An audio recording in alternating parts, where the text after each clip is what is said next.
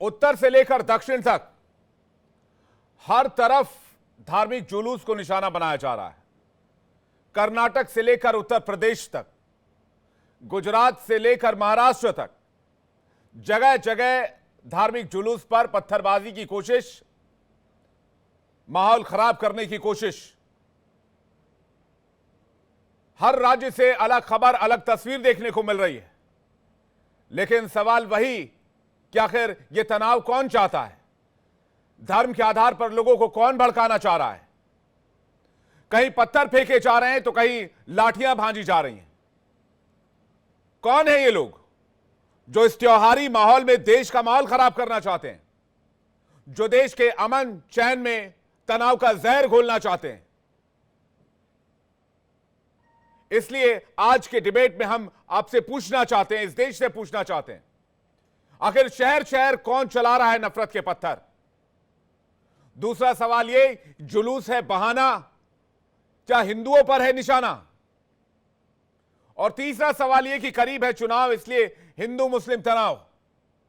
यह सवाल क्यों पूछे जा रहे हैं, पहले एक रिपोर्ट देखिए, फिर इन्हीं सवालों पर आज की बड़ी डिबेट।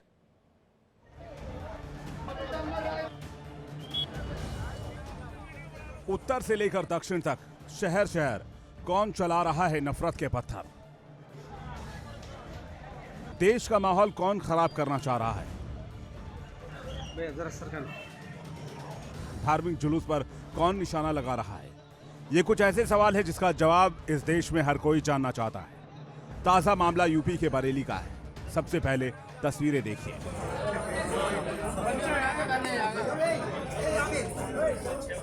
उत्तर प्रदेश के बरेली में हिंदू पक्ष का दावा है कि मुस्लिम उस रास्ते पर अपना बारावफात का मोहम्मदी जुलूस निकालने के लिए अड़ गए जिस पर उन्होंने कांवड़ यात्रा नहीं निकलने दी। कांवड़ को नई परंपरा बताने वाला मुस्लिम पक्ष ने इस रास्ते पर कई डीजे लाउडस्पीकर के साथ जुलूस निकालने का प्रयास किया। हिंदू पक्ष ने इस पर विरोध जताया। मौके पर पुलिस पहुंची और बीच बचाव किया गया। देखिए, थाना बारादरी क्षेत्र में पिछले वर्षों में एक मीरा की पेट वाले रास्ते से लेकर अंजुमनों को लेकर एक विवाद था। दोनों पक्षों की सहमति से एक ऑल्टरनेट रूट निर्धारित किया गया था और वहां पर जितनी भी अंजुमनें निकली वहां से सारी सकुशल, दोनों पक्षों की सहमति के पश्चात सकुशल संपन्न हुई और वहां किसी भी प्रकार का व्यवधान नहीं है। सूत्रों की माने तो यह घटना तब हुई जब बद्री कोपल्लू गांव के युवक कस्बे में गणेश प्रतिमा विसर्जन जुलूस निकाल रहे थे। जुलूस जैसे ही दरगाह के पास सड़क पार करने वाली थी, मैसूर रोड पर जुलूस निकालने को लेकर हिंदू और मुस्लिम समुदाय के बीच तीखी बहस हो गई। रिपोर्ट्स के मुताबिक इस विवाद के दौरान कुछ उपद्रवियों ने जुलूस पर पत्थरबाजी शुरू कर दी। इतना ही नहीं, आरोप ये भी है कि कुछ उपद्रवियों ने जानलेवा हथियार भी दिखाए। केवल मुरली से काम नहीं चलेगा, बल्कि सुरक्षा के लिए सुदर्शन भी आवश्यक है और सुदर्शन भी जब आपके सामने होगा तो फिर किसी श्री श्री शांति काली महाराज को अपना बलिदान नहीं देना पड़ेगा। लेकिन सवाल सिर्फ इन दो घटनाओं को लेकर ही नहीं। गुजरात के सूरत में जाति विशेष पर गणेश मूर्ति तोड़ने का आरोप लगा। लखनऊ में भी गणेश प्रतिमा तोड़ने के आरोप लगे। तो फिर क्यों ना कहा जाए कि जानबूझकर माहौल खराब करने की कोशिश की जा रही है।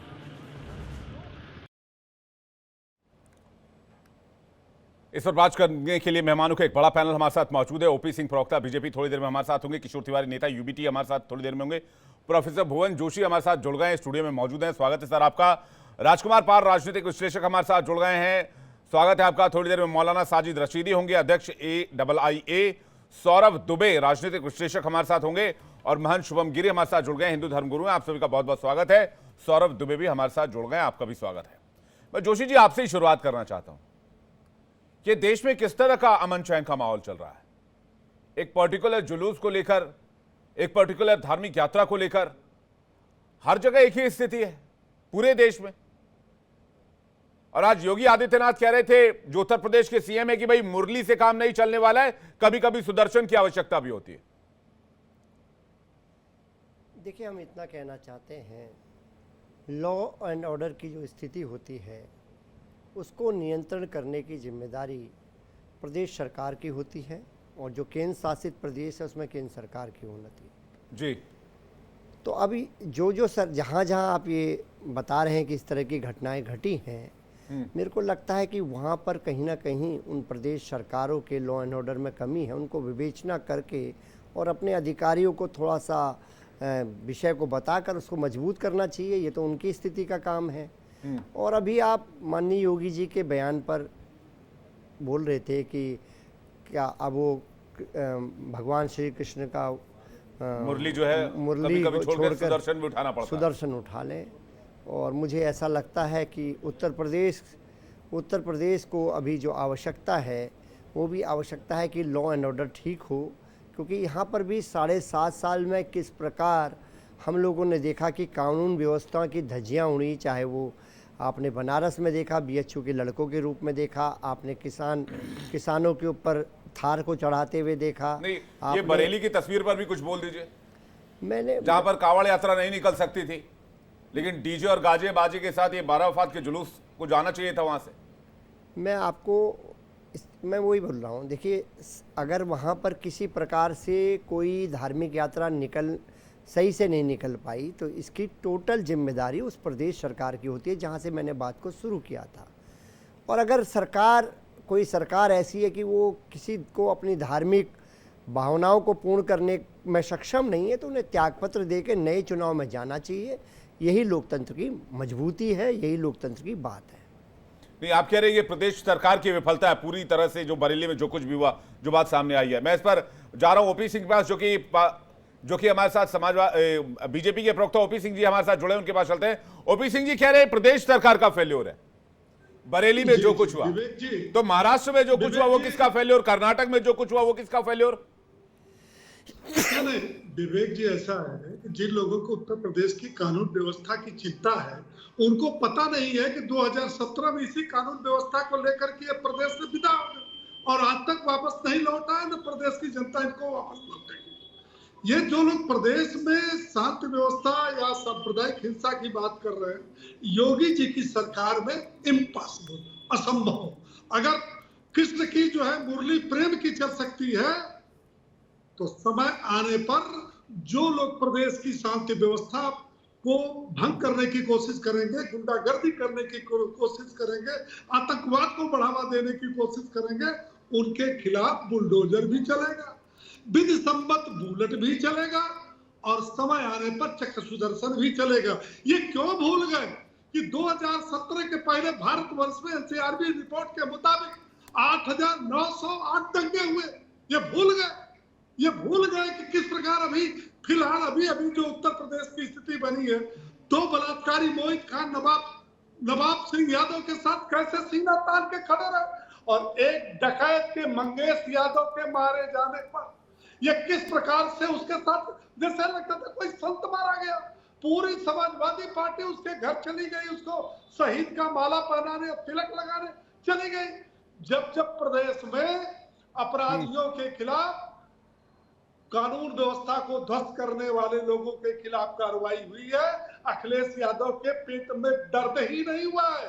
ये खुलेआम उनके साथ खड़े रहे, ये प्रदेश की जनता देखिए, ये वो दिन नहीं है कि कौन लोग प्रदेश का माहौल खराब करना चाह रहे हैं। आप कह रहे हैं आप एक्शन लेंगे, लेकिन मैं जानना चाहता हूं ना, साजिद रशीदी जी के पास जा रहा हूं, उसके बाद मैं किशोर तिवारी जी हमारे साथ जुड़ा, किशोर तिवारी के पास जाऊंगा। जोशी जी कुछ कहना चाह रहे हैं, जोशी जल्दी से।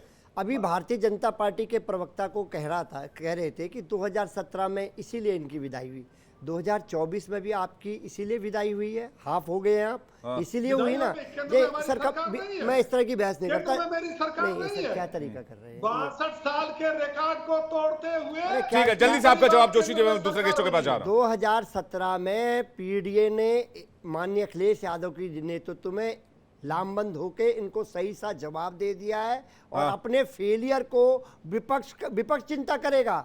अरे आप बीएचयू की लड़की के रेपिस्ट को छुड़वा रहे हैं, 2 लोग आप बताइए, बताने का काम करें। आप बताइए ब्रिजभूषण सिंह के खिलाफ आपने क्या काम करने का काम करा, आप बताने का काम करें। आपने सैगर ने पूरा परिवार उजाड़ दिया, विधायक ने आपने ये सांप्रदायिक स्वार्थ से कौन खिलवाड़ कर रहा है ना।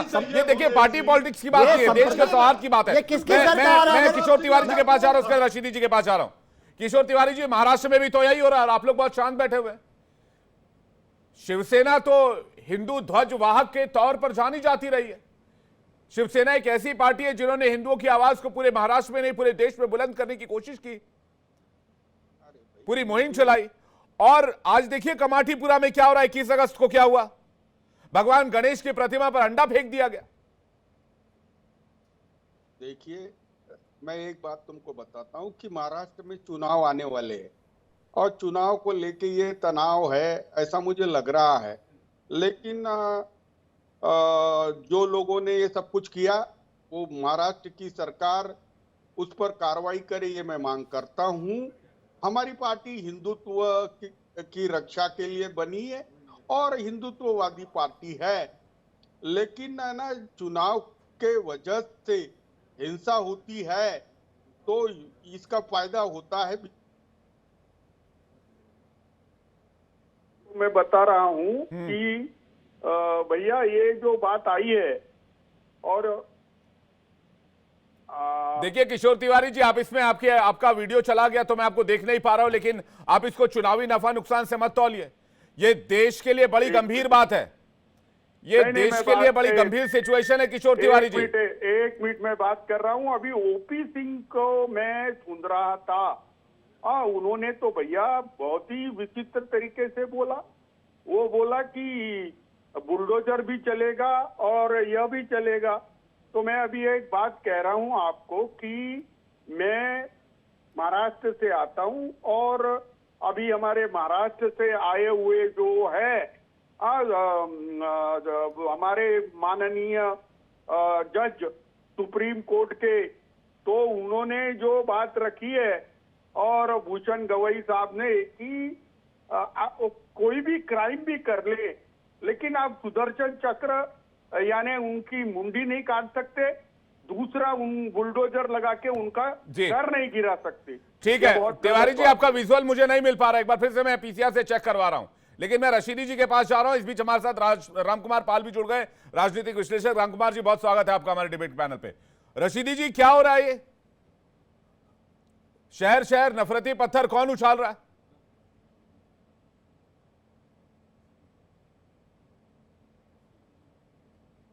देखिए, अभी बीजेपी के प्रवक्ता ने कहा कि हम हिंदुत्व की रक्षा करेंगे और रक्षा करने के लिए कुछ भी करेंगे। आप मुझे बताइए, ये संविधान है क्या?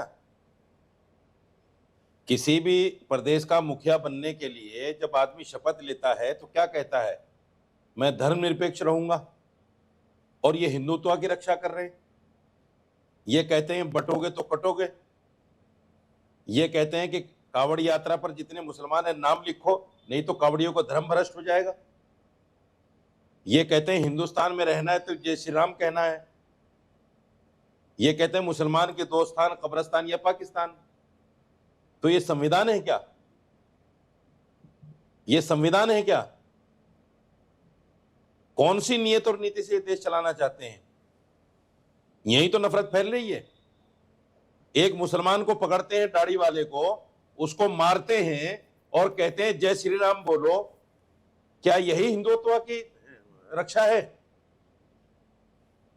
एक मुसलमान को पकड़ते हैं, दाढ़ी वाले को, और उसको मारते हैं कि तू बीफ लेके जा रहा है।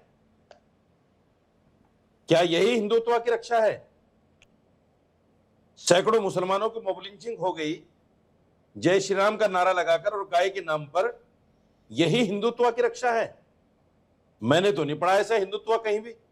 मैंने गीता भी पढ़ी है, मैंने वेद भी पढ़े हैं, मैंने पुराण भी पढ़ा है, मैंने रामायण भी पढ़ी है, रामचरितमानस भी पढ़ा है। मैंने नहीं देखा है ऐसा हिंदुत्व कहीं भी जिसकी रक्षा करने के लिए निकले हैं। नहीं, उनकी बात कौन सा उनकी बात आप उनसे पूछ लीजिए। लेकिन आज के टॉपिक पर आपने दो शब्द बोला क्या रशीदी जी? आपको इतिहास की सारी बातें याद आ गई। मैं अगर 2024 से लेकर उल्टा चलना अगर शुरू करूं और कर्नाटक के मांड्या से शुरू करूं, कर्नाटक के मांड्या में क्यों गणेश प्रतिमा के विसर्जन पर पत्थरबाजी हुई? भाई साहब, मैं आप उसको कंडेम करेंगे? गुजरात के सूरत में क्या हुआ? 10 मूर्तियां गणेश जी की तोड़ दी गई, यही करते और आरोपियों के नाम लेंगे तो आपको दिक्कत होगा। आप कह रहे हैं यही करते हैं। भरूच गुजरात में क्या हुआ? लखनऊ उत्तर प्रदेश में क्या हुआ? चिन्हट गांव में? नहीं, मुझे दिक्कत नहीं है। सुनो, आप इससे भी रतलाम मध्य प्रदेश में क्या हुआ? सूरत गुजरात में क्या हुआ? लोहरदगा झारखंड में क्या हुआ? मैं एक एक डिटेल आपको पढ़ा सकता हूं और आपको भेज भी सकता हूं, लेकिन आप पास्ट में चले जाते हैं। आप बरेली की घटना पर बोलिए। बरेली की घटना में क्या बारा वफात का जुलूस निकलेगा लेकिन कांवड़ यात्रा नहीं निकलेगी? ये कैसा सवाल है भाई साहब?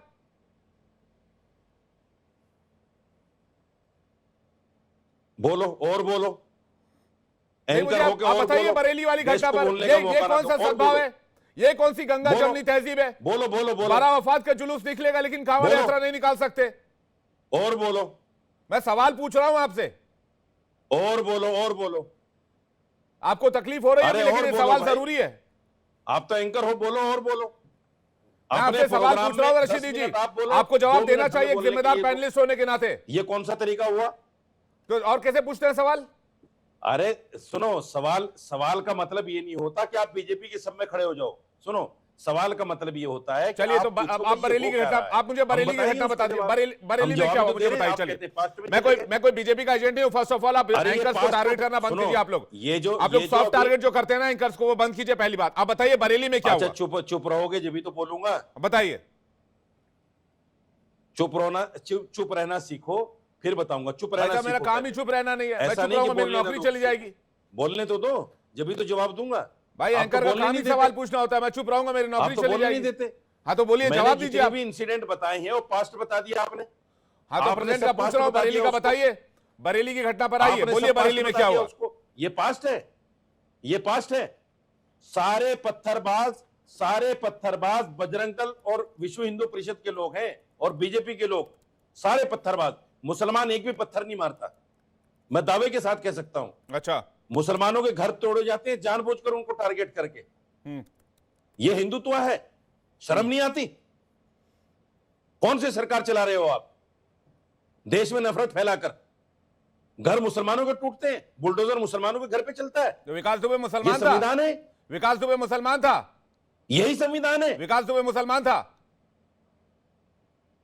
हर अरे वक्त 100 में से एक का तोड़ विक्टिम दिया आपने। कार्ड खेलना है। सैकड़ों आपको बैठना है, मुसलमानों चल का पे घर विक्टिम तोड़ कार्ड दिए, खेलना है। एक दुबे का भाई घर आप तोड़ दिया, तो मैटर पर मिसाल बात बन नहीं गया करते। आपके लिए। सौरभ दुबे के पास जा रहा हूं, उसके बाद आ रहा हूं आपके पास। उसके बाद हमारे साथ मान शुभम गिरी और रामकुमार पाल भी जुड़े हुए। सौरभ दुबे, उसके बाद भाई रामकुमार साहब, पाल के बाद जा रहा मेरे हूं। आप भाई, पॉइंट पर आप नहीं आ रहे ना रशीदी जी, दिक्कत यही है। आप आप विक्टिम एंकर ही कार्ड हो खेल ना, रहे हैं और बीजेपी हिंदुत्व को को टारगेट तो कर रहे हैं। मैं ऐसा होने नहीं दूंगा अपने पैनल पे, आप प्लीज। टारगेट क्यों करते हो हमें? आप सवाल पूछिए बीजेपी साहब को। हमें 1000 टारगेट सवाल क्यों पूछता हूं, करते उससे हो मुझे आप? कोई एतराज नहीं है। आप क्यों करते हो टारगेट मुझे? आप हिंदू मुसलमान मत कीजिए, मैं ये कह रहा हूं आपसे। आप क्यों सौरभ करते हो दुबे। मुझे? मैं क्यों पूछूंगा बीजेपी से सवाल? मैं सवाल बीजेपी से क्यों पूछूंगा? डिबेट में आपके शो में कर रहा हूं, आप पूछो बीजेपी से। हो गया मैं तो पूछ ही रहा हूं बीजेपी से सवाल। आप मेरे पूछो ना मेरे बीजेपी मेरे से। मेरे पैनल का तीसरा सवाल यही मैं था। क्यों पूछूं भाई? मेरे डिबेट का तीसरा ये सवाल कोई यही तरीका था। हुआ डिबेट करने का? आपने डिबेट देखा नहीं आप करा रहे शायद। हैं, सवाल आपको अगर पूछो बीजेपी से आप जाके। अगर बीजेपी से सवाल नहीं अरे पूछ डिबेट मत सकते कराओ हैं, ना, हम पूछ आप लेंगे अगर जाके बीजेपी से सरकार सवाल नहीं से। पूछ सकते हैं तो इसका मतलब ये नहीं कि हम नहीं डिबेट पूछ मत सकते। हम कराओ, सबसे हम सवाल पूछ पूछ लेंगे सकते जाके हैं। डायरेक्ट। सौरभ दुबे प्लीज हम पैनल पे बीजेपी आइए। मुखाले का रास्ता नहीं रामकुमार जानते पाल जी के पास अरे जाऊंगा उसके बीजेपी बाद। मुखाले सौरभ का रास्ता नहीं जानते क्या हम? बीजेपी ऑफिस नहीं जानते क्या? हाँ तो जाइए ना, यूपी रोका ऑफिस भी किसने है? जानता हूं, दिल्ली ऑफिस भी जानता हूं। रशीदी जी मैं जाइए चला ना, जाऊंगा, रोका पूछूंगा। किसने है? फिर डिबेट का क्या मतलब ये हुआ? जाइए आप, रोका किसने है आपको? सौरभ दुबे जी। कमाल की बात है, डिबेट भी कर रहे हैं और विवेक जी आपको आवाज आ रही है मेरी?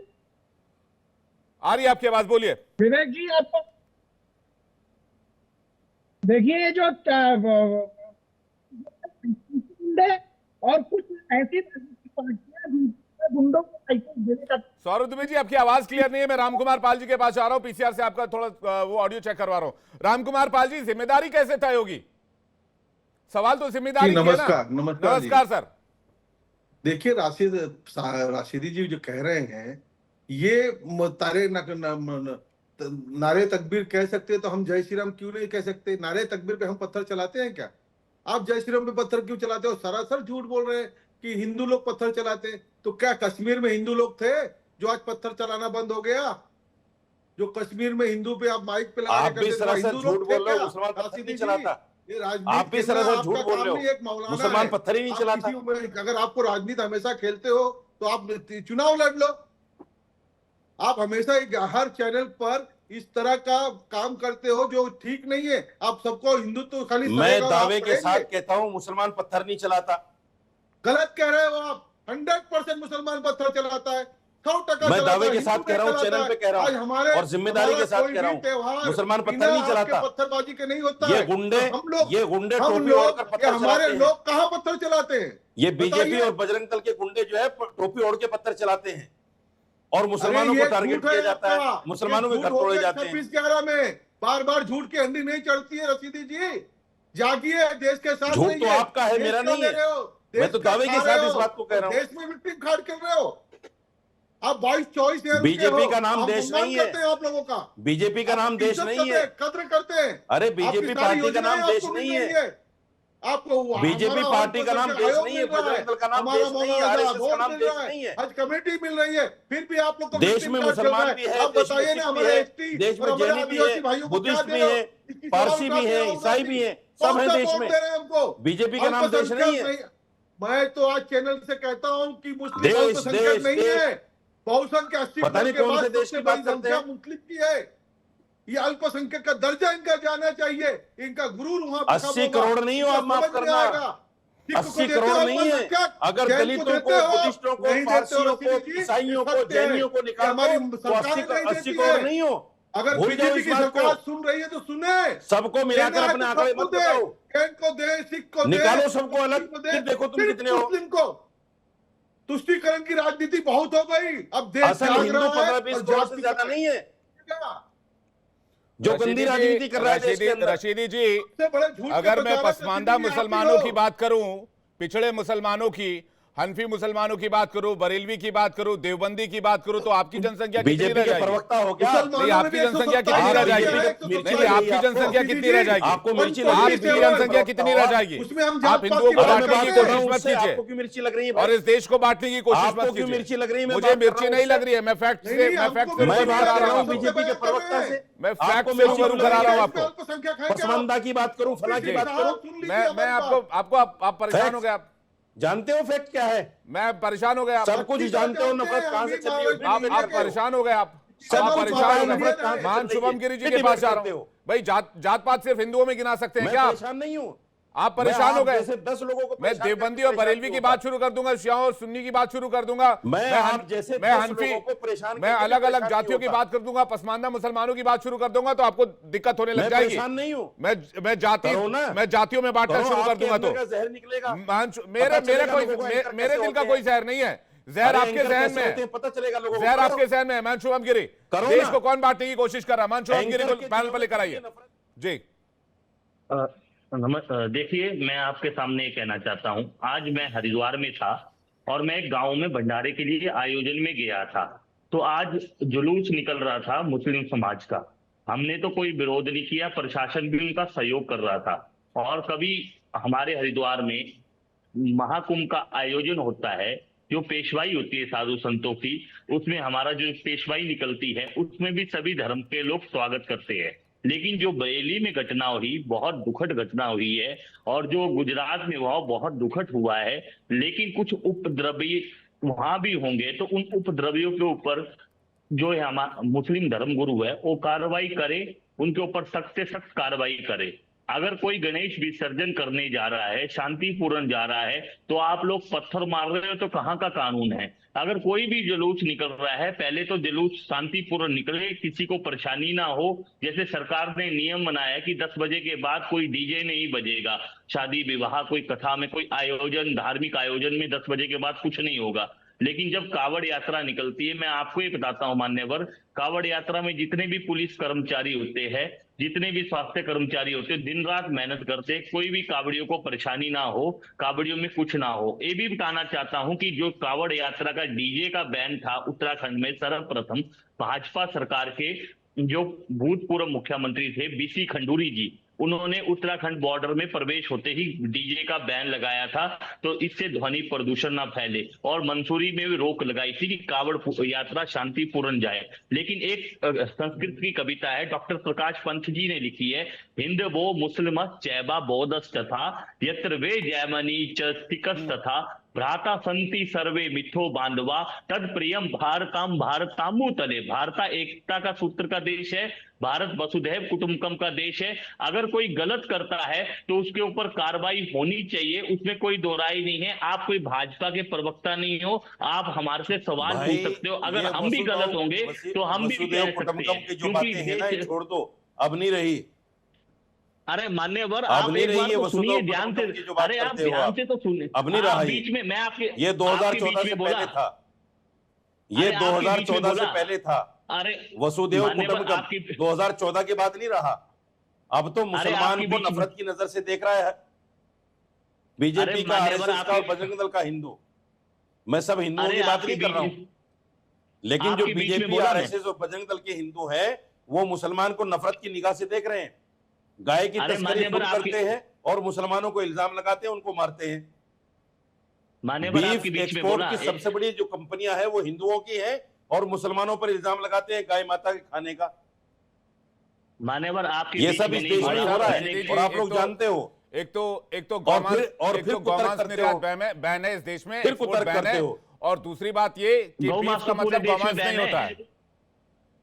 कौन कह रहा है? थोड़ा सा नॉलेज दुरुस्त कर देश लीजिए में अपनी। जो टॉप 10 कंपनियां थोड़ी हैं, नॉलेज दुरुस्त कर पूछ लो लीजिए। जाके। गौमांस का एक्सपोर्ट, गौवंश बीफ के कम- किसी भी बीफ चीज का एक्सपोर्ट एक्सपोर्ट में- इस देश में बीफ बैन है, एक्सपोर्ट में निर्यात नहीं कर हिंदुस्तान सकते हैं। नंबर 1 है। मैं बीफ रिक्वेस्ट एक्सपोर्ट करता हूं, में कृपया हिंदुस्तान पढ़ाई नंबर कीजिए। 1 है। किशोर तिवारी जी कुछ कहना चाह रहे हैं, आप कर लो अपने भ्रम मत फैक्ट चेक। फैलाइए, भ्रम मत आप फैलाइए। कर लो जाके अपने पढ़ फैक्ट के आइए। चेक। मैं आपको फिर से बता रहा हूं, एक्सपोर्ट बैन है, बैन है, बैन है। आप कर लो वित्त अपने मंत्री फैक्ट चेक। निर्मला सीतारमन मैं का यही बयान है, कहता हूं, संसद में भी इसी दिया गया तरफ बयान है। खड़े मत हुआ करो। किशोर तिवारी जी, विवेक दूसरी तरफ खड़े मत ऐसे हुआ व्यक्ति करो। को मत बिठाया मैं करिए, दूसरी थोड़ा तरफ मेरी खड़ा बात बिल्कुल नहीं हूं। मैं सुनिए। फैक्ट पर बात कर रहा हूं। किशोर तिवारी जी बोलना चाह रहे कुछ, उसके बाद सौरभ द्विवेदी जी आपके पास आ रहा हूं। हाथ में रखे इंसाफ की, उसे कहते हैं पत्रकार।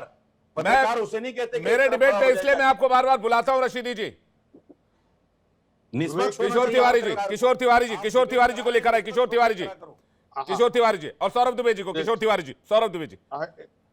ये देखिए, महंत शुभम गिरी की इस बात से मैं सहमत हूं कि समाज के अंदर कोई उपद्रवी जो तत्व होते हैं वो तत्व इस प्रकार की बात करते हैं। लेकिन मौलाना रशीदी कहते हैं कि कोई मुस्लिम पत्थरे नहीं फेंकता। मुझे बताइए, ऐसा कोई हिंदू नहीं रह सकता, कितना भी उपद्रवी रहे, कि वो गणेश जी की प्रतिभा पे अंडे फेंके। तो मैं चाहता हूं कि सौदार्य बना रहे, भारत की का सौदार्य बना रहे और सरकार उन लोग उपद्रवी लोगों पे कार्रवाई करे। लेकिन अब आप बीफ की बात कर रहे थे ना, महाराष्ट्र में बीजेपी के जो अध्यक्ष है उनका ओडी चला रहा था लड़का, वो बीफ खा के आया था, बीफ कटलेट। और अल कबीर जो है, ये जो गुजरातियों के बड़े बड़े कंपनियां जिससे इलेक्ट्रिक बांड लिए थे, वो कसाब खाने चलाते हैं। ये मौलाना रशीदी की बात से मैं सहमत हूं। और गाय कटता है वहां, ये कह रहे गाय कटते हैं वहां। ये अरे आप किशोर तिवारी जी वहां गाय कटते हैं कह रहे हैं आप। एक मिनट मेरी बात समझो। नॉर्थ इंडिया में गाय खाई जाती है। भैंस की बात हो रही है और मैं उस तरफ जाना नहीं चाह रहा हूं। ये टॉपिक को डाइवर्ट करने की विशुद्ध कोशिश है। मैं फिर से उधर नहीं जाना चाहूंगा। मैं रशीदी जी के उस बयान पर आऊंगा कि 2014 के बाद इस देश में वसुधैव कुटुंबकम नहीं बचा है। नहीं, किशोर तिवारी जी, वसुधैव कुटुंब सनातन धर्म जब तक है, जब तक ही रहेगा। और सनातन ये मजाक चल रहा है क्या इस देश में? कोई भी आके कुछ भी कह जाएगा? नहीं, रशीदी जी बहुत सीरियस आदमी है। अब रशीदी जी कह रहे हैं क्योंकि मोदी जी ने मंगल सूत्र, भैंस और वो सब टोटी निकाली थी, तो नफरत की आंधी जो बह रही है वो मोदी जी के मुंह से ही बहती है ना, बीजेपी को उकसा रही है। लेकिन मैं महंत जी को पूछूंगा, क्या अरे रशीदी जी से सवाल पूछिए, आप महंत जी को बाद में पूछिएगा। बांग्लादेश में 10% के हिसाब से मुस्लिमों की आबादी बढ़ी, पाकिस्तान में 16%, 14% का 22% का रेशियो रहा और इस देश में 42% का रेशियो रहा। ये है वसुधैव कुटुंबकम। 42% रेशियो इस देश में, जब मुसलमानों की आबादी 47 से लेकर अभी तक बढ़ी। किशोर तिवारी जी, और लोग कह रहे हैं यहाँ पर वसुधैव कुटुंबकम ही नहीं है, 14 के बाद से खत्म हो गया। एक मिनट, विवेक सांडिल्य, आबादी बढ़ने का और वसुधैव कुटुंब का कोई लेना देना नहीं। एक बात सर क्या बात कर रहे हैं सर, आप इतने वरिष्ठ आदमी हैं। अरे मैं बात कर पॉपुलेशन वहीं फ्लरिश करती है जहां अमन चैन और शांति होता है, नहीं तो पॉपुलेशन फ्लरिश करवा लेते हिंदुओं की बांग्लादेश में, पॉपुलेशन फ्लरिश करवा लेते पाकिस्तान में, पाकिस्तान में हिंदुओं की, अफगानिस्तान में हिंदुओं की, अफगानिस्तान में तो समूल नाश हो गया। जब बांग्लादेश बना था वहां पर 22% हिंदू थे। आज की तारीख में बताइए सर। आज की तारीख में तो 7% या 6% से भी कम हो गए। लेकिन हिंदुओं पे जब अत्याचार हुए, हमने भर्त्सना की ना, हमने खुल के विरोध किया। भारत सरकार को बोला कि एक धक्का और दो और बांग्लादेश को तोड़ दो, हमने बोला था। और मेरे साथ मौलाना रशीदी भी थे। लेकिन भारत में जो माहौल है कि सुदर्शन चक्र चलाएंगे, बुलडोजर चलाएंगे और ये महंत लोग आके बोलेंगे कि हम चलाएंगे ही चलाएंगे। सौरभ दुबे आपको कुछ कहना चाह रहा है। सौरभ दुबे जी बोलो बोलो सौरभ जी। देखिए रशीदी जी को चैनल आप इनकी पोल खोल करता जिस प्रकार से है और कहते हैं कि अगर नहीं होगा क्या करोगे आप। दूसरी सौरभ दुबे जी आपकी आवाज ही साफ नहीं आ पा रही, क्या सुने आपको बताइए। मैं जोशी जी के पास जा रहा हूं, उसके बाद में रशीदी जी कुछ कहना चाह रहे हैं और बीजेपी प्रवक्ता ओपी सिंह कुछ कहना चाह रहे हैं। जोशी जी, क्या इस देश में वसुधैव कुटुंबकम नहीं रह गया? देखिए इस देश में की जो जनता है 140 करोड़ में, ये इसमें कोई दो राय नहीं। आप एक बहुत विवेक जी बहुत गंभीर पत्रकार है, लेकिन एक देश में ये भी सच्चाई है कि जिस प्रकार पिछले 2014 के बाद भारतीय जनता पार्टी के शासन के बाद जिस प्रकार नफरत को बोया गया, ये भी देश ने देखने का काम करा। लेकिन ये इस देश के 140 करोड़ लोगों ने किस प्रकार माननीय प्रधानमंत्री जी मछली, मटन, आपका मंगलसूत्र तक आ गए, एक गरिमामय पद और देश का सबसे बड़ा पद होने के बाद उसको भी नकारने का काम करा, खास तौर पे उत्तर प्रदेश की जनता ने। और वो हमने देखा है निश्चित तौर पे। जो इसका भारत का जो आदरणीय हमारे महन जी भी बोल रहे थे कि जो वसुधैव कुटुंब की भावना है, ये मूलभूत सिद्धांत है और इस भावना इसीलिए जीवित है क्योंकि यहाँ का देश का जो देशवासी है वो भारत से बहुत प्यार करता है और भारत के सौहार्द से प्यार करता है। लेकिन कई लोग चुनाव की लालसा में कि चुनाव किसी तरह प्रभावित हो जाए, चुनाव हिंदू मुस्लिम हो जाए, 80-20 की बात हो जाए, ऐसी बात करके चुनाव को प्रभावित करना चाहते हैं। लेकिन हमें पूरा विश्वास है कि 30 करोड़ उत्तर प्रदेश के लोग और देश के 140 करोड़ के लोग वसुधैव कुटुंब की भावना, गंगा जमुना तहजीब की भावना और इस देश को सौहार्द को बचाने की, लोकतंत्र को बचाने की और संविधान की लड़ाई को खुल के लड़ता है। इसीलिए इस देश में हमेशा वसुधैव कुटुंब था, है और रहेगा। इस पर रशीदी जी कुछ कहना चाह रहे थे, उसके बाद ओपी सिंह जी आपके पास आ रहा हूं। रशीदी जी देखिए, देश के प्रधानमंत्री ने कांग्रेस के मैनिफेस्टो में बात करते हुए मुसलमानों को घुसपैठिया भी कहा था, आपको याद होगा। लेकिन आप लोग उस पर बात ही नहीं करेंगे, आप लोगों को तो एजेंडा चलाना है। मैं सिर्फ एक नसीहत बांग्लादेश से कौन लोग आ रहे हैं? इस इंडिया बांग्लादेश से कौन लोग इन्फिल्ट्रेट कर रहे हैं? बनाओ इस इंडिया न्यूज को सुनो मेरी बात सुनो, पहले सुन लिया करो, जवाब एक बार सुन लिया करो, फिर दूसरा सवाल। इस इंडिया लाइव को जी न्यूज मत बनाओ। जी न्यूज की हालत देखिए आप लोगों ने यही किया जी न्यूज पे, इसलिए जी न्यूज को देखना छोड़ दिया लोगों ने। आप फिर इंडिया लाइव पे ऐसा करोगे तो फिर इसको भी देखना छोड़ देंगे लोग। ऐसा मत करो, नफरत की खेती मत करो। रशीदी जी क्या है ना कि जो किसी सच दूसरे है वो अगर उधर भी गलत है उसको भी बोलो। मैं फैक्ट पे ही बात कर रहा हूं, पहली बात। मैं ये नहीं और कहता दूसरी बात मैं रिक्वेस्ट करूंगा कि किसी और न्यूज चैनल का नाम पैनल पे मत लीजिए प्लीज। मत रखो। मैं आपकी बात पे हर एक बात पे डिबेट करने के लिए तैयार हूं, लेकिन किसी और चैनल की बात एग्जांपल के तौर पर ना दे और किसी और चैनल के नाम को कोट ना करें हिंदुत्व के नाम पर। आप मुझे बताइए, ये कौन सा हिंदुत्व है कि मुसलमान की मॉब लिंचिंग कर दी जाए? कौन सा हिंदुत्व मुझे बता दो आप। दाढ़ी वाले मुसलमान को पकड़ के मार दिया जाए, कौन सा हिंदुत्व है? एक आदमी मुझे जवाब दे दे। गीता में लिखा है, वेद में लिखा है, पुराण में लिखा है, उपनिषद में लिखा है, रामायण में लिखा, कहां लिखा है? लिखा है कहीं? नहीं तो गणेश प्रतिमा पर अंडे फेंक दो, कौन सी किताब में लिखा है? गणेश की प्रतिमा को तोड़ दो, ये कौन से किताब में लिखा है? गणेश प्रतिमा विसर्जन जुलूस पर पत्थरबाजी कर दो, ये कौन सी किताब में लिखा है? गीता में नहीं, ये कौन सी किताब में लिखा है? रामायण ये कौन सी किताब में लिखा है? सर तन से जुदा का नारा कौन सी किताब में लिखा हुआ है?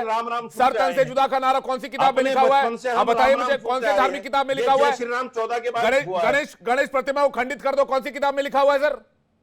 लग गई आपको मिर्ची? धार्मिक जुलूस पर पत्थरबाजी कर दो, कौन सी किताब में लिखा हुआ है?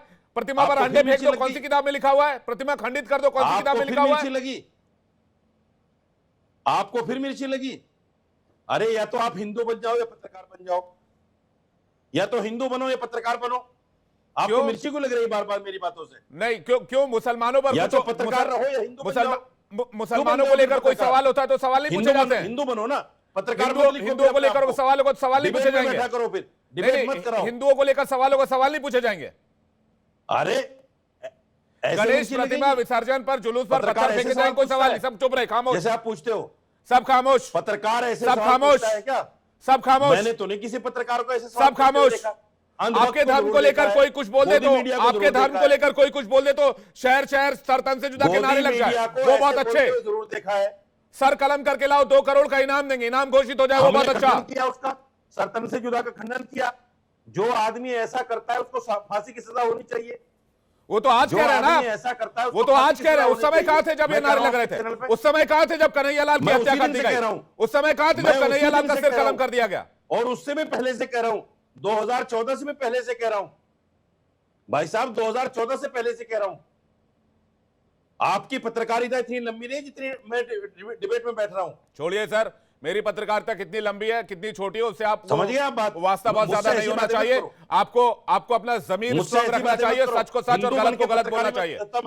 सही को सही और गलत को गलत बोलना सीखिए रशीदी जी। एक अच्छा मुसलमान सही को सही बोलता है और गलत को गलत बोलता है। ना हिंदू होता है ना एक मुसलमान। सही वो छोड़िए, आप पत्रकारिता का ज्ञान बाद में दीजिएगा, मुझे पत्रकारिता ज्ञान आपसे नहीं चाहिए। मैं सही को सही और गलत को गलत बोलना जानता हूं। मैं दूंगा आप जैसे लोगों को देना मैं उसी लाइन पे हमेशा बना रहता हूं। आप जैसे लोगों को ज्ञान देना आप छोड़ दीजिए, मेरे जैसे लोग, मेरे जैसे लोग पे टिप्पणी करना छोड़ दीजिए, उससे कोई फायदा नहीं होगा। जो देश में कुछ कहना चाह रहे हैं, सही को सही और गलत को गलत बोलना सीखिए। एक सच्चा मुसलमान सही को सही और गलत को गलत बोलता है, उसको बताना पड़ेगा उसकी औकात। ओपी सिंह जी, और मैं कहता हूं सब लोगों को उसकी औकात बतानी चाहिए। विवेक जी, एक महत्वपूर्ण विषय पर आपका बहुत लंबा डिबेट चल रहा है, लेकिन दुख है कि आपने उस व्यक्ति को सबसे ज्यादा समय दिया जिसके मन में हिंदुओं के प्रति जहर है, बजरंग दल के प्रति जहर है, जिसके प्रति बीजेपी के प्रति जहर है, जिसके प्रति इस देश और सरकार के प्रति जहर है, उसको आपने अधिक समय दिया। मैं पूछना चाहता हूं मौलाना साहब से कि जब बांग्लादेश में करोड़ों हिंदुओं के साथ जब हिंदू मेरा बड़ा भाई है, महिलाओं, मैं सम्मान करता हूं हिंदू का, एक सेकंड, और हिंदुइज्म का भी महिलाओं सम्मान के करता साथ हूं, बलात्कार हुआ, लेकिन आप जैसे लोगों को हिंदू नहीं मानता और ना सम्मान करता आप जैसे लोगों का। पश्चिम बंगाल में मौलाना सुनने की क्षमता भी रखो, केवल बोलने की क्षमता मत रखो। 2014 के बाद जिंदा जला दिए, कहां जिंदा जला दिए? आग फैलाना बंद करो। 2014 के बाद आग फैलाना बंद करो, दूर हुई है। आग फैलाना बंद करो, कह रहे हो बंद करो ये नफरत का बाजार। आने के बाद शर्म आनी चाहिए तुम्हें, टीवी पर बैठकर इस तरह की बातें फैलाते हो। जिसका सारा धिक्कार है तुम जैसे लोगों पर। आपके पास न मकान था, नफरत के बाजारी, बिजली थी, नफरत के पुजारी, न आपके पास स्वास्थ्य की कोई चीज। शर्म आती है ऐसे लोगों को सुनते हुए भी जो सिर्फ नफरत की बात करते हैं। जैसे लोगों के जिसके मन शर्म आती है ऐसे लोगों को सुनते हुए। पश्चिम बंगाल में जब हिंदुओं के ऊपर अत्याचार होता है, शर्म आनी चाहिए आप जैसे लोगों कहाँ रहता है? जो नफरत बेचते हैं, सिर्फ नफरत होता है, सर से तन जुदा, प्यार नहीं है आपके दिल में, तब कहाँ आप प्यार की बात नहीं करना चाहते, कुटुंबकम की बात करते देश हो, में प्यार नहीं फैलाना चाहते, वसुधैव कुटुंबकम की बात करते हो और नफरत का जहर बोलते हो। इस देश के अंदर रहते हो आप, इस देश के अंदर रहते हो, नफरत की बात करते हो खेती करके पाकिस्तान की। आप जैसे लोगों की वजह से दंगे होते हैं, आप जैसे लोग जिनके होते मन हैं। में जहर भरा शर्म आनी है, चाहिए आप जैसे इसी लोगों को। देश के सांप्रदायिकता को शर्म आनी चाहिए आप जैसे लोग। आप अपनी भाषा को नफरत की खेती करते हो, आप नफरत की बात नफरत करते हो। नफरत, इसके अलावा कुछ है? कश्मीर में देखा, अरे आपने देश ये पत्थर प्यार से चलाया, चलता है, पत्थर ये देश आपने प्यार से चलाया चलता है सेना के और ऊपर। प्यार से चलेगा। आज कहते हो कि हिंदुओं ने पत्थर चलाया, कर लो जब तक बीजेपी की सरकार है, और कहते हो कि हिंदुओं ने पैदा जब किया। बीजेपी की सरकार शर्म आनी चली चाहिए जाएगी आपको। उसके बाद करके दिखाना, फिर पूछेगी अरे तुम्हें तुम कांग्रेस। जब नारा लगाते हो कि सर से तन जुदा का, तब क्यों संविधान की बात नहीं करते हो? तब संविधान कहाँ चला जाता है? अरे हम नहीं तब तुम्हारी लगाते, जो हम असलियत आ थूकते जाती हैं है। ऐसे लोगों पर। हम कहते हैं फांसी की सजा दे दो ऐसे लोगों को। हम कहते आप हैं ऐसे समझ लोगों लो, को फांसी की सजा मोदी दे जी और दो, योगी जी लेकिन की तुम्हारे सरकार अंदर है, मुंह में दांत नहीं है, राष्ट्र जुबान विरोधी नहीं है जो कि भी तुम बोलो काम करेगा, मॉब लिंचिंग करते हैं, बुलेट फांसी की सजा चलेगा, होनी चाहिए। जो मुसलमान को मार रहा है उसको फांसी चलेगा की सजा होनी और चाहिए। विधि तुम नहीं बोल सम्मत सकते चलेगा। क्योंकि आज तुम्हें तक नफरत बोना सुप्रीम है, कोर्ट में तुम्हें एक नफरत भी का जहर ऐसे बोना है, मामले नहीं है नफरत फैलाना है। जिसमें सरकार शर्म आती है दिखा तुम रहा है। जैसे लोगों के साथ बैठते हुए, शर्म आती है मौलाना, आप जैसे जहरीले शर्म लोगों आती है के तुम एक एक जैसे करके लोगों एक के एक साथ करके एक बैठने एक करके आप- एक एक आप करके विवेक शर्म में आती है। जहर ज्यादा उगल रहे हैं। ज्यादा शर्म मत कीजिए आप रशीदी जी, लेकिन आप मजबूरी है, ज्यादा शर्म मत कीजिए। अपनी शर्म बात इस रखो। बात की भी होनी चाहिए हिंदुओं कि हम उस देश में हैं जहां पर गणेश नफरत पैदा जुलूस कर को रहे हो। आप हिंसा ही जैसे लोग का हैं। निशाना बनाया जाता है। इस बात पर भी दो बात आपकी आनी चाहिए था, मुझे लगता है इस पर रामपाल जी के पास जा रहा हूं मैं। अरे जोशी, आप जो कुछ कहना चाह गलत रहे कर हैं? रहा है उसको सरकार हाँ। देखेगी ना।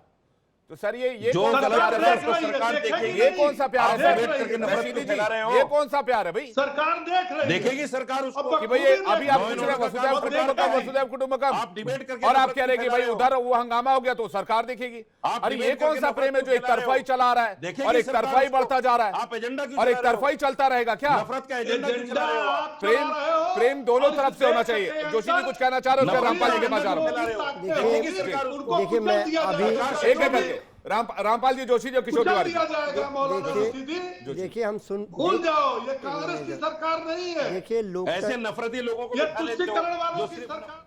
देखिए लोकतंत्र की हत्या भारतीय जनता पार्टी करती है चंडीगढ़ में, ये तो हमें पता है, पूरे प्रदेश को पता है, देश ने मोहर भी लगा दी है। लेकिन हम देख पा रहे थे आज संविधान की भी ये लोग किस तरह धज्जियां उड़ाते हैं।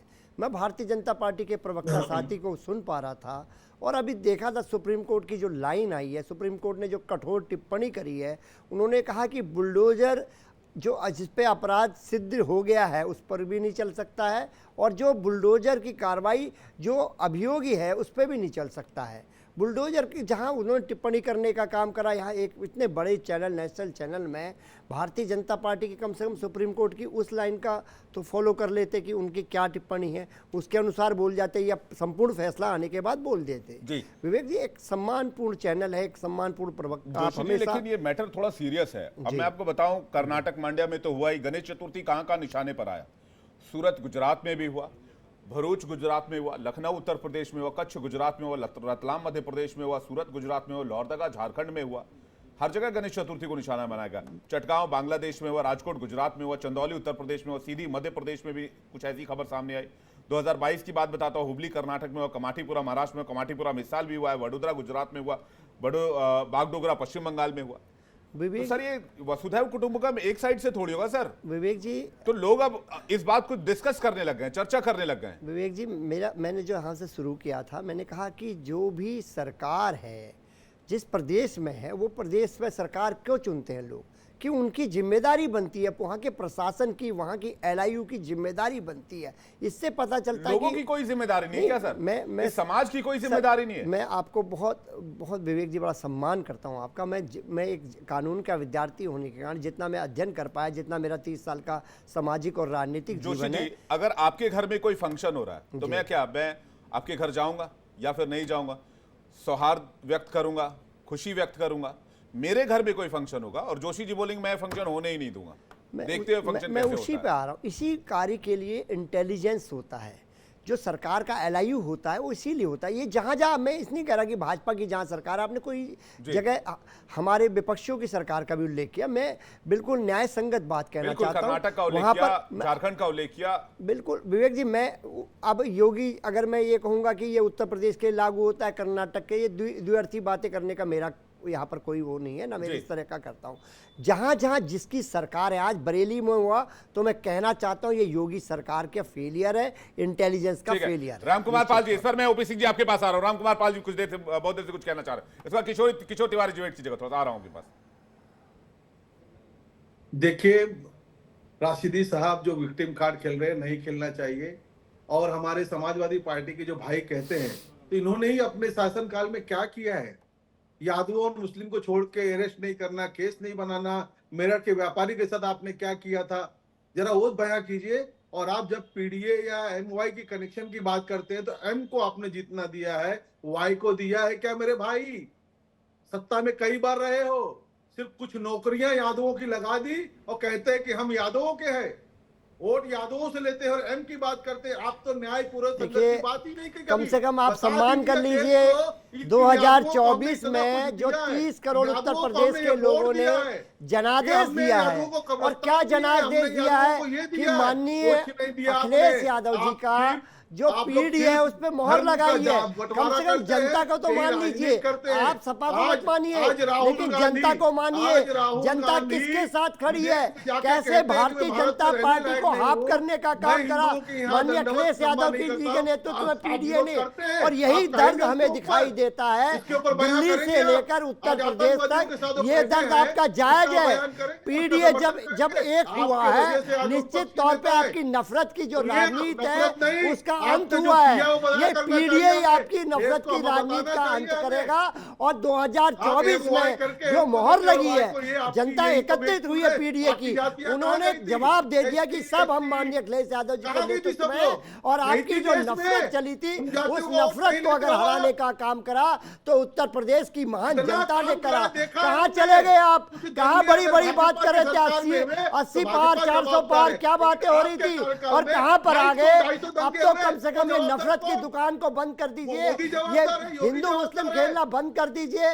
ये देश सौहार्द का देश है, ये गंगा जमुना तहजीब का देश है। आप नफरत की दुकान न बनाइए इस देश को। मैं आपसे निवेदन करना चाहता हूँ पाल साहब, डिस्क्लोज करना, आपकी बातों को खोलना हमारा पहला दायित्व होता है। आपने शासन किया है, हम कहेंगे मुलायम सिंह यादव जी ने कहा था कि चाइना भारत की जमीन पे कब्जा कर रहा है, वो भी एक थे नेता, उनकी बातों का समर्थन भी करते हैं, लेकिन आपके कर्मों का भी हमें वो उजागर करना हमारा धर्म बनता है, दायित्व बनता है। अच्छे काम का अच्छी बात, बुरे काम का बुरा नतीजा। जी किशोर तिवारी कुछ कहना चाह रहे हैं। किशोर तिवारी जी, उसके बाद ओपी सिंह जी आपके पास आ रहा हूं, उसके बाद महंत शुभम गिरी आपके पास आऊंगा। किशोर तिवारी जी, देखिए आज का सब्जेक्ट जो है और जो डिस्कशन हो रहा है उसके बारे में मैं स्पष्ट बात करता हूं कि यहाँ दो बातें बहुत खुल के आई है। एक तो मौलाना रशीदी साहब ने कहा कि कोई मुसलमान फतरे नहीं मारता, अंडे नहीं मारता। अभी तो मुझे लगा है कि रशीदी जी जहां जहां पर ये सरकारें हैं, जो जो राज्यों में वहां बीजेपी की सरकार है, तो ये बात भी खुल के आनी चाहिए। लेकिन है ना, सुप्रीम कोर्ट के वर्डिक्ट के बाद अगर हमारे योगी जी कहते हैं कि जहां पर चक्र चलाने से ही ये लोग सीधे होंगे, और यहाँ पे ओपी सिंह जी बोलते हैं कि सुदर्शन चक्र भी चलाएंगे और बुलडोजर भी चलाएंगे, तो मुझे लगता है कि भाई ये दोनों की बयानों के परिणाम समाज गलत होते। उपद्रवी तत्व तो हर धर्म में होते हैं। और मौलाना जी, आप सर्टिफिकेट तो नहीं दे सकते, कुछ लोग हैं ऐसा करते हैं, और बीजेपी भी उनको स्पॉन्सर करती होगी, क्योंकि बीजेपी तो हिंदू मुसलमान करके ही चुनाव जीतना चाहती है। मैं बताता हूँ कौन लोग हैं वो। जी रशीदी जी जल्दी से, उसके बाद शुभम गिरी। रशीदी जी 10 सेकंड में, रशीदी जी 10 सेकंड जल्दी। ये वो लोग हैं जिनको पैसा देके ये सब कुछ कराया जाता है, पैसा देके सब कुछ कराया जाता है। जो असली मुसलमान है, जो किसी पार्टी से लगा हुआ नहीं है, ये राष्ट्रीय मुस्लिम मंच के लोग हैं जो मुसलमान हैं और काम करते हैं एंटी मुस्लिम। ये वो लोग हैं, पैसा देके कराया जाता है, मुसलमान नहीं करता है। दिल्ली में मैं दावे के साथ कह रहा हूँ इस बात। दिल्ली में साल 2020 में जो दंगे हुए उसमें कबूतर उड़ाए जा रहे थे। ठीक है, दिल्ली में साल 2020 में जो दंगे हुए उसमें कबूतर उड़ाए जा रहे थे अमन चैन के। तुम्हें पता ही नहीं है। मौलाना साजिद रशीदी जी रुक जाइए एक सेकंड। मान शुभम गिरी कुछ कहना चाह रहे हैं। शुभम गिरी जल्दी से, शुभम गिरी जी को लेकर। शुभम गिरी, देखिए विवेक जी, आप ज्ञान के भंडार हो, मैं आपका सम्मान करता हूं। जितने भी पैनलिस्ट बैठे मैं सबका सम्मान करता हूं। पहले जब हम बहस बसाई कर रहे थे तो सभी की बातें सुनकर फिर उसका तर्क देना चाहिए। हम भी तर्क, एक संसद भवन तो नहीं है, हमारे को देश देख रहा है, हमारे को सभी लोग देख रहे हैं, सभी धर्मों के लोग आपके चैनलों को भी देख रहे हैं। हम धर्म गुरु है तो हमें एकता का सूत्र का संदेश हम सबको देना चाहिए। अगर जो गलत है उसके ऊपर सख्त से सख्त कार्रवाई होनी चाहिए। पहले तो शिवसेना के नेता पूछ रहे थे मुझसे कि आप बताइए कि आप हिंदू मुस्लिम करते हो। मैं मान्यवर बाला साहब ठाकरे जी का इतना सम्मान करता हूं हूँ, उस पार्टी से आप हो। उद्धव ठाकरे जी का इतना बड़ा सम्मान करता हूँ, और जगत गुरु शंकराचार्य जी वहां अभी मुक्तेश्वरानंद जी गए थे, तभी मैंने उनका सम्मान किया था, कटाक्ष नहीं किया था। लेकिन दूसरी बात है कि मौलाना साहब, आप एक बात देखिए, हमारे हरिद्वार में एकता का सूत्र हमेशा रहा जी। अभी थोड़े दिन पहले देवबंद के एक मौलवी आए, जो देवबंद के बड़े मौलवी होते हैं, उन्होंने वहां के आचार्य निरंजनी पीठाधीश्वर के आचार्य को कुरान भेंट की, और मुझे भी कुरान भेंट की। मैंने कुरान को भी उतना संभाल के देखिए, रखा है। अमन चैन की लेकिन बात जो तभी अच्छी लगती है जब सारे समुदायों से अमन चैन की बात की जाए।